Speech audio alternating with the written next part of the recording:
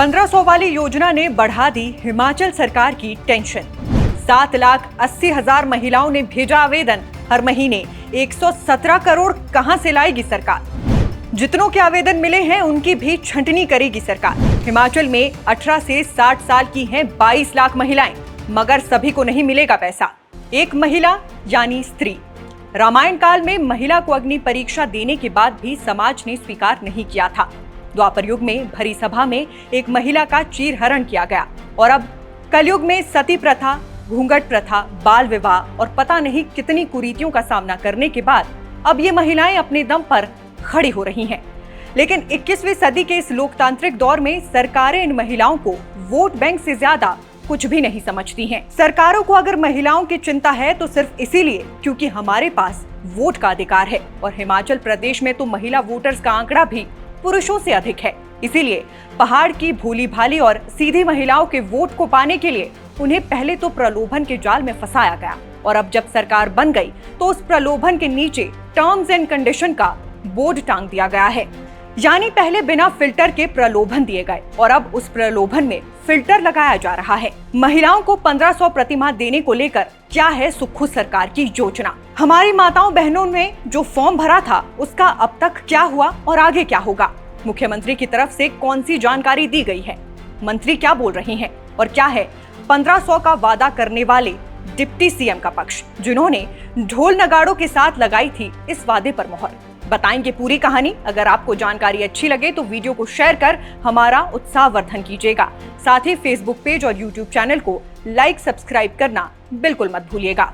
मैं गीता ठाकुर सभी राजनीतिक पार्टियों से कहना चाहूंगी, तुम तब तक दुर्गा ना पूजो जब तक स्त्री का मान नहीं।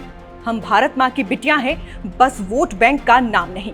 अगर मैं ये कहूँ कि हिमाचल की 22 लाख बेटियों और माताओं बहनों के साथ धोखा हुआ है तो ये बात कहीं से भी गलत नहीं होगी, क्योंकि महिलाओं को 1500 रुपए हर महीने देने का वादा करके सत्ता में आई कांग्रेस पार्टी ने अब इस योजना में कई सारी टर्म्स एंड कंडीशंस लगा दी हैं। अभी तक इस योजना का लाभ पाने के लिए प्रदेश की 7,80,000 से अधिक महिलाओं ने आवेदन कर लिया है, मगर अब इन सभी आवेदनों की प्रदेश सरकार छंटनी करवा रही है।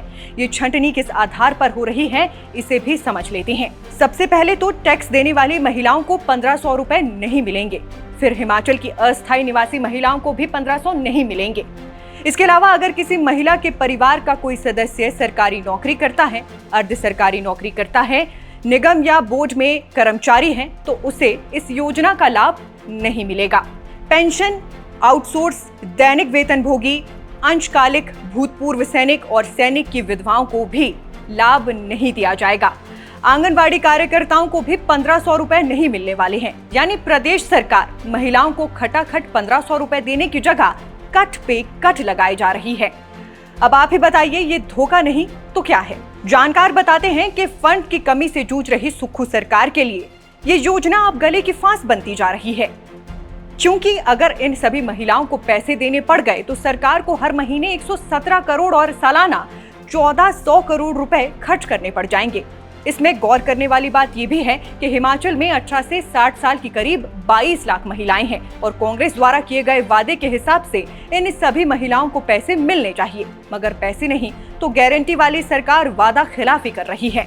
बाकी शिमला में कांग्रेस पार्टी के हेड ऑफिस यानी राजीव भवन के बाहर एक नया फ्लेक्स लगाया गया है कि 10 गारंटियों में से पूरी हुई 5 गारंटियां। अब ये 5 गारंटियां कौन सी हैं, आप दर्शक हमें कमेंट बॉक्स में बताइएगा। फिलहाल के लिए बस इतना ही। नमस्कार।